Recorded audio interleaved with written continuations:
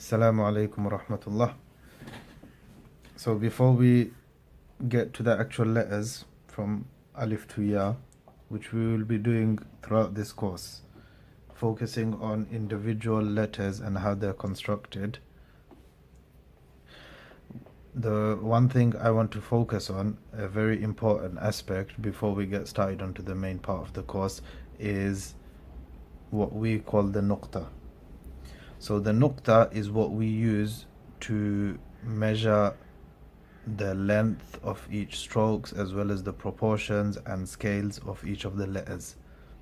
So this video has been named Nuqta, Scales and Proportions, because it is something that we should not overlook.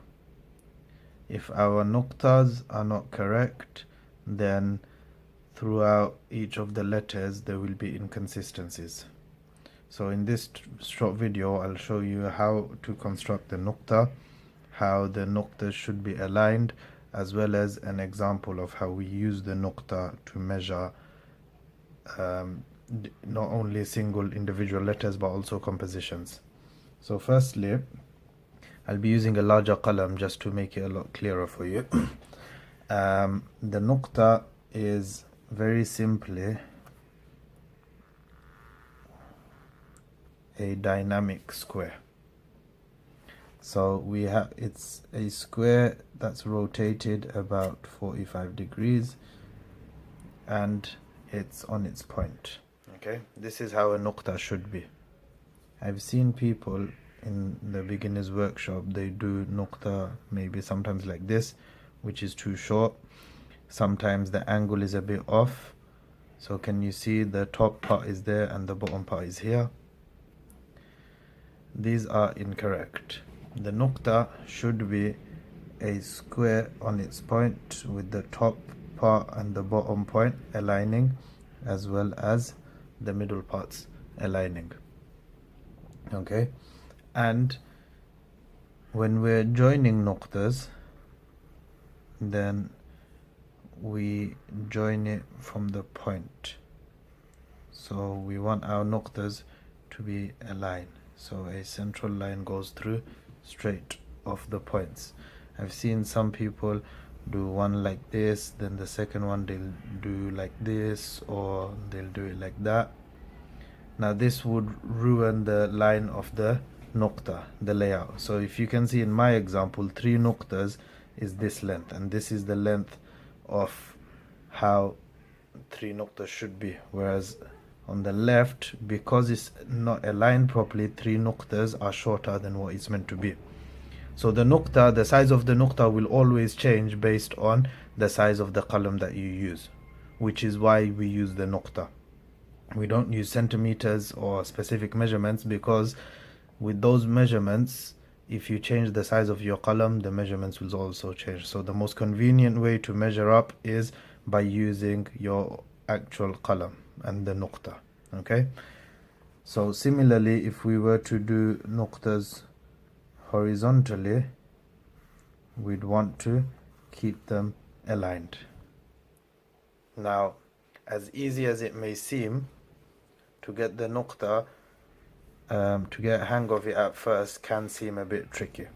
Okay, but it is something we must focus on. It is something that would require a lot of time and a lot of practice, because if our Nuqtas are not correct, then when we start practicing letters, there'll always be inconsistencies.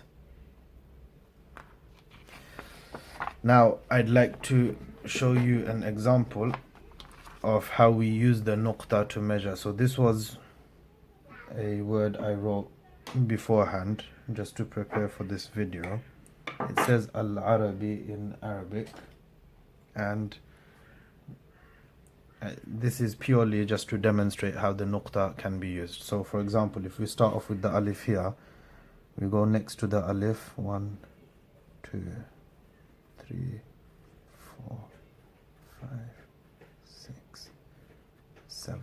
Okay, so generally the length of an Alif, which I'll explain in detail, is 7 Nuqtas long.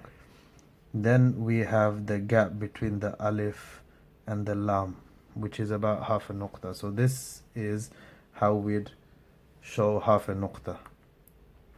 with a triangle, or sometimes you can even draw a circle, which you'll see in some examples. In the upper part, the gap is 1 nuqta. Okay, the top of the ayn, 1, 2, 3. This, if we draw a baseline here, the small gap at the bottom will be half a nuqta. Similarly, this gap here is half a nuqta. Okay, now if we look at this ra, the tip of the ra is about 1.5, and then if we look at the bottom of the ra, it's about 2.5. The length in the middle of the ra, 2, 3, 4. Okay, this dot here is just for the bar, which is why I'm doing the nuqta in a different color. Then again, the bar at the top. So can you see this is the point where it changes, where the strokes change? If we measure that, that's 2.5. Okay, and then this part is about 1 nuqta long. Again, the drop here can also be measured. Usually we